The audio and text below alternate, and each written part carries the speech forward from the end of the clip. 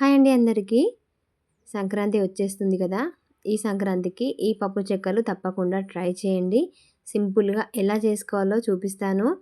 చాలా సులువుగా, తొందరగా అయిపోయేలాగా మనకి ఫాస్ట్‌గా చేసేసుకోవచ్చు. ఎన్ని అయినా తొందరగా అయిపోతాయి. చూస్తుంటేనే మీకు అర్థమవుతుంది కదా! ఇలా ఈజీగా చేసేసుకోవచ్చు. ఇంత ఈజీగా ఎలా చేసుకోవాలో నేను ఈ వీడియోలో చూపిస్తాను. స్కిప్ చేయకుండా చూసేయండి. మనకి చక్కగా వచ్చేస్తాయి. ఎన్ని అయినా చేసుకోవచ్చు. తొందరగా అయిపోతాయి. అదే ఎలా చేయాలంటే ముందుగా పిండి కలుపుకోవడానికి ముందుగానే మనము సగ్గుబియ్యం నానబెట్టేసుకోవాలి. ఒక 3 టేబుల్ స్పూన్లు నానబెట్టేసుకోవాలి. ఒక 4 గంటలు నానితే ఇలా సాఫ్ట్‌గా అయిపోతాయి. తర్వాత పెసరపప్పు కూడా అంతే. ఒక 2 టేబుల్ స్పూన్లు నానబెట్టేసుకొని పక్కకు పెట్టేసుకోవాలి. ఒక 4 గంటల ముందు నానబెట్టేసుకుంటే సరిపోతుంది. అవి నానిన తర్వాత పిండి కలుపుకోవడానికి ముందుగానే ఇలా పచ్చిమిర్చి, అల్లం, వెల్లుల్లి మిక్సీ పట్టేసుకోవాలి. చూస్తున్నారా? ఇలా కొంచెం కచ్చపచ్చగా పట్టేసుకొని మిక్సీ పట్టేసుకొని పక్కకు పెట్టేసుకోవాలి. ఇప్పుడు పిండి కలుపుకోవడానికి ఒక బౌల్ తీసుకోవాలి. నేను అరకిలో పిండికి చూపిస్తున్నాను. మీకు దీని ప్రకారం కొలత ఇంకొంచెం పెంచుకోవాలనుకుంటే పెంచుకోవచ్చు. నేను అరకిలోకి మాత్రమే చూపిస్తున్నాను. దీంట్లోకి ఉప్పు వేసుకోవాలి. 1 టేబుల్ స్పూన్ ఉప్పు వేసుకోవాలి. తర్వాత మనం ముందుగా నానబెట్టుకున్న సగ్గుబియ్యం వేసుకోవాలి. ఇవి కరెక్ట్‌గా నానితేనే బాగుంటుంది. లేదంటే కొంచెం పలుకుగా ఉంటే గట్టిగా ఉంటుంది. చూస్తున్నారా? ఇవి వేసేసుకున్నాక పప్పు కూడా వేసుకోవాలి. వాటర్‌తో సహా వేసుకోవాలి. తర్వాత మనం ముందుగా గ్రైండ్ చేసుకున్న అల్లం వెల్లుల్లి పేస్ట్, పచ్చిమిర్చి పేస్ట్ ఉంది కదా! ఇది మొత్తం అందులో వేసుకోవాలి. మనకి కారం వేయకుండా ఈ పేస్ట్ వల్లనే మంచిగా చాలా టేస్టీగా వస్తాయి. పచ్చికారం వేసి చేస్తున్నాం కాబట్టి. తర్వాత కొంచెం కరివేపాకు, తర్వాత కొంచెం జీలకర్ర వేసుకోవాలి. తర్వాత వెన్న వేసుకుంటున్నాను. ఒక 1 టేబుల్ స్పూన్ వెన్న వేసుకోవాలి. వెన్న వేయడం వల్ల చాలా టేస్టీగా ఉంటాయి. మీకు వెన్న వద్దనుకుంటే నెయ్యి అయినా వేసుకోవచ్చు. లేదంటే కాగబెట్టిన నూనె అయినా వేసుకోవచ్చు. ఇలా వేసుకొని మొత్తం అంతా కలిసేలాగా కలిపేసుకోవాలి.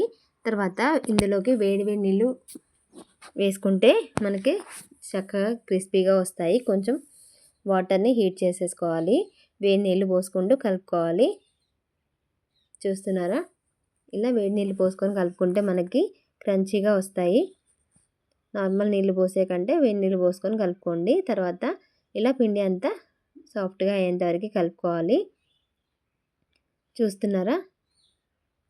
మనకి ఇవి చాలా ఈజీగా చేసేసుకోవచ్చు. ఇందులో సగ్గుబియ్యం ఉండడం వల్ల ఇంకా క్రంచీగా చాలా టేస్టీగా ఉంటాయి.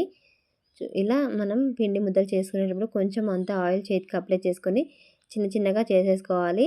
మరి అంత పెద్దగా కూడా చేసుకోవద్దు. మనం చిన్నగా చేసుకుంటాం కాబట్టి కొంచెం ముద్దలు కూడా చిన్నగా చేసుకోవాలి. ఇలా అన్నీ ప్రిపేర్ చేసేసుకొని పెట్టేసుకోవడమే. ఇద్దరుంటే ఒకరు చేసుకుంటూ ఒకరు కాల్చుకుంటూ ఉంటే తొందరగా అయిపోతాయి. లేదంటే మనం కొన్ని చేసుకొని ఇవి ఆరిపోకుండా దాని మీద ఒక క్లాత్ కప్పేసుకోవాలి. ఎందుకంటే పిండి గట్టిగా అయిపోతాయి. ఎండిపోయినట్టు అయితే పగిలిపోయినట్టు అయిపోతాయి. సరిగ్గా రావు కాబట్టి క్లాత్ అయితే ఖచ్చితంగా కప్పుకోవాలి. తర్వాత మనం ఇలాంటి కవర్ తీసుకోవాలి. ఇలాంటి కవర్ తీసుకొని దానికి కొంచెం అంత ఆయిల్ అప్లై చేసుకోవాలి. చూస్తున్నారా? దీని మీద మనం చేసుకునే ముద్దలు ఉన్నాయి కదా, చిన్న ఉండలు ఉన్నాయి కదా, దీని మీద పెట్టేసుకోవాలి. కొంచెం దూరంగా పెట్టేసుకోవాలి. మీకు అర్థమవుతుంది కదా చూస్తుంటే. ఇలా పెట్టేసుకొని దాని మీద ఇంకో కవర్ పెట్టేసుకోవాలి. మనం మిషన్తో కూడా చేసుకోవచ్చు, కానీ ఒక్కొక్కటిగా చేస్తే చాలా టైం పడుతుంది. ఇలా పెట్టి మనం ఇలా చెంబు ఉంటుంది కదా, దాంతో ప్రెస్ చేసుకుంటే చెంబు లేదంటే టిఫిన్ బాక్స్ ఉన్న దాంతో అయినా ప్రెస్ చేసుకుంటే ఒక్కసారి ఎన్నైనా చేసేసుకోవచ్చు. చూస్తున్నారా? మన కవర్ని బట్టి ఇప్పుడు నేను 12 పెట్టాను. 12 చక్కగా ఒత్తేసుకున్నాను. చూస్తున్నారా? మీకు అర్థమవుతుంది కదా. ఇలా అన్నీ ఒకేసారి చేసుకొని ఆయిల్ హీట్ అయిన తర్వాత కాల్చుకోవడమే. మనకి ఒక్కసారి ఎన్ని సరిపోతాయో అన్నీ ఒకే ఆయిల్లో వేసేసుకోవచ్చు. ఇంత చక్కగా వచ్చాయి కదా, చూస్తున్నారా? ఇలా అన్నీ ప్రిపేర్ చేసుకొని ఆయిల్ హీట్ చేసుకొని మీడియం ఫ్లేమ్లో పెట్టేసుకొని వేసేసుకోవడమే. ఫస్ట్ మనం ఏ వంట చేసినా చిన్నగా ముద్ద వేసుకోవాలి. ఆయిల్ హీట్ అయిందా లేదా డైరెక్ట్గా వేస్తే అది సరిగ్గా కావు కాబట్టి కొంచెం చిన్న ముద్ద వేసుకొని చెక్ చేసుకున్నాక మనం చేసుకున్న చెక్కలు అనేది ఇందులో వేసేసుకోవడమే. ఇలా కడాయిలో ఎన్ని సరిపోతాయో అన్ని వేసేసుకోవచ్చు. ఇలా కొద్దిసేపట్లోనే మనకి చాలా ఎక్కువగా చేసేసుకోవచ్చు. టైం చాలా తక్కువ పడుతుంది ఇవి చేసుకోవడానికి. పెద్దగా మిషన్ పెట్టి చేసుకోవడం అలా కాకుండా ఈజీ ప్రాసెస్‌లో ఇలా చేసుకోవచ్చు కదండీ. మీరు తప్పకుండా ఈ సంక్రాంతికి ట్రై చేయండి. సింపుల్‌గా చేసేసుకోవచ్చు. ఎక్కువ ఎక్కువ చేసుకోవాలనుకున్నా మనకి టైం సేవ్ అవుతుంది. తొందరగా అయిపోతాయి. చూస్తున్నారా? ఇలా బ్రౌన్ కలర్ వచ్చేంత వరకు ఫ్రై చేసుకోవాలి. కలర్ అర్థమవుతుంది కదా మనకి. ఇవి కుక్ అయినాక ఆయిల్ అనేది బబుల్స్ అనేది తక్కువైపోతాయి. అప్పుడు ఇందులో నుంచి తీసేసుకొని సర్వ్ చేసేసుకోవడమే. దీనికి ఆయిల్ కూడా ఎక్కువ పట్టదు, ఎక్కువ పీల్చుకోదు.